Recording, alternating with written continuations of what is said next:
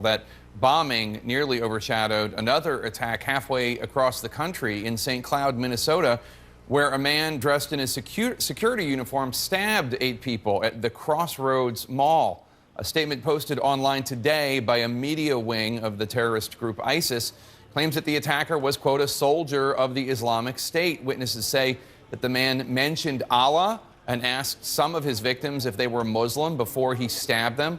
An off-duty police officer killed the man, who police say had previous encounters with police, most of them minor traffic violations. 7 of the wounded have been treated and released. 1 remains hospitalized. I'm joined now by the police chief of St. Cloud, William Blair Anderson, who joins me to talk more about this horrific incident. Thank you so much for being here, Chief. Appreciate it. You're welcome.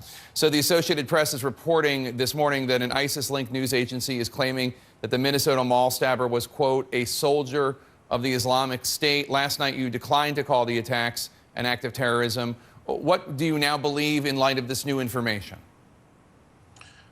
We still don't have anything substantive that would suggest anything more than what we know already, which is this was a lone attacker. And right now, we're trying to get to the bottom of what his motivations were. As you would imagine, there are many moving parts, and I'm due for a briefing here in not too long from now so that I can find out what our investigators have been able to glean about this individual. As of now, what do you know about reports that the individual mentioned Allah and asked his would-be victims if they were Muslim before he stabbed them? I can tell you what I told our local media last evening, and I got the information from one of my investigators who spoke with a witness that the individual, the attacker himself, did ask some of the people if they were Muslim before they were attacked. And all but 1 have been released from the hospital. How is that individual doing, the one who is still in the hospital, and how severe are these wounds? As of last night, none of the injuries were life-threatening. I suspect that I will get a status update in the briefing that I'm going to attend here in a very few minutes.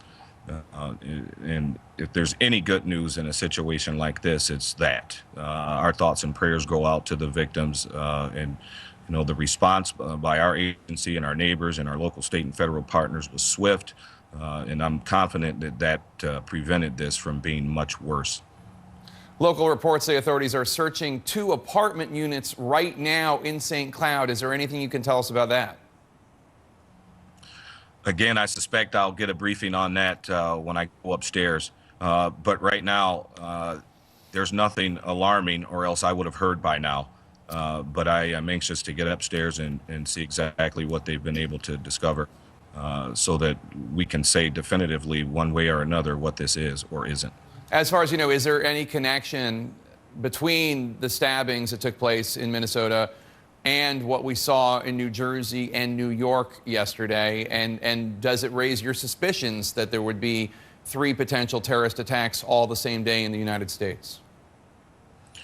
Well, it's certainly ironic, but again, right now, we don't have any evidence to suggest that they were connected in any way. And I'm hopeful that once we're able to figure out what the motivation was for our attacker here, we'll be able to say again definitively what, if any, connection there might be.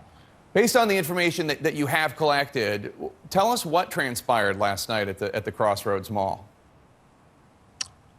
About 8 p.m.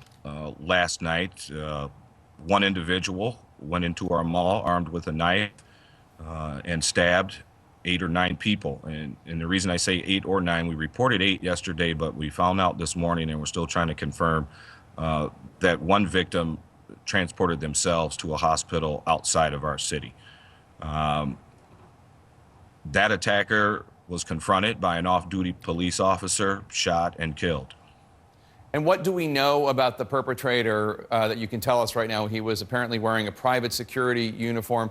Did he work in security? And we're told that law enforcement was aware of him. Was he under any sort of surveillance? He wasn't under any surveillance by our agency. We've had several contacts with him, mostly for minor traffic violations.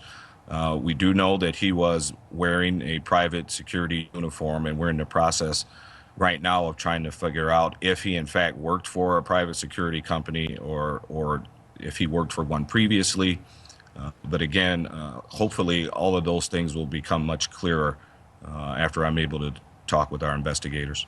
You say he was known to law enforcement mainly for small traffic violations, but that suggests that you maybe knew him for something else in addition?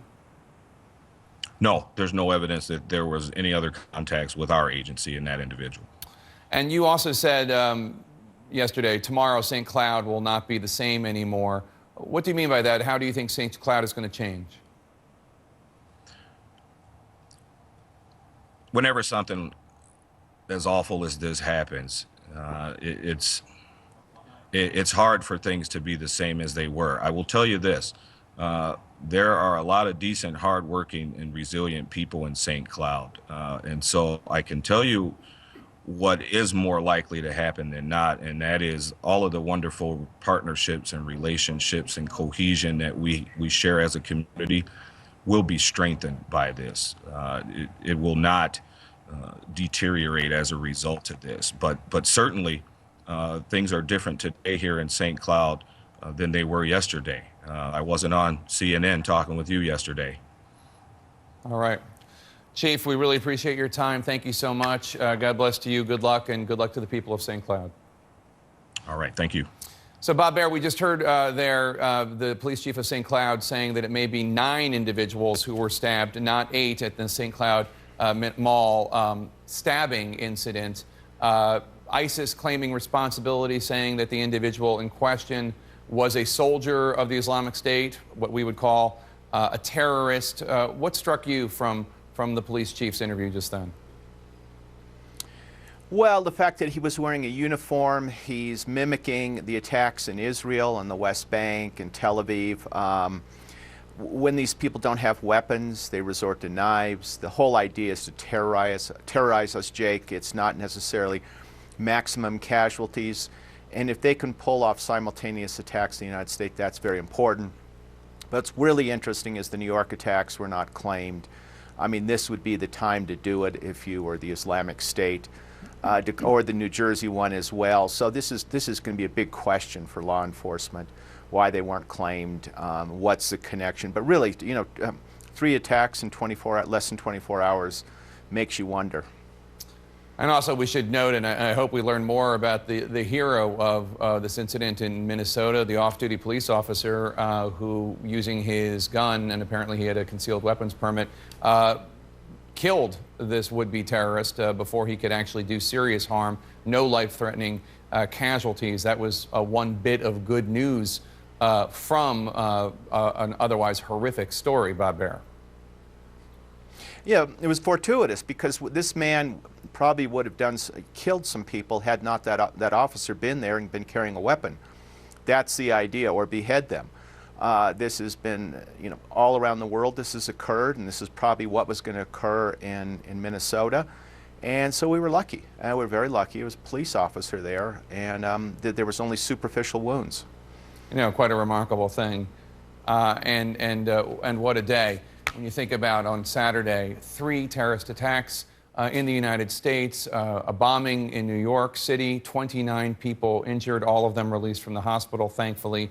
A knife attack in Minnesota, up to 9 people wounded, thankfully no life-threatening wounds. And then an attempted bombing in New Jersey, nobody hurt there. Thank you for watching CNN. Stay with CNN for the latest. Frederica Whitfield is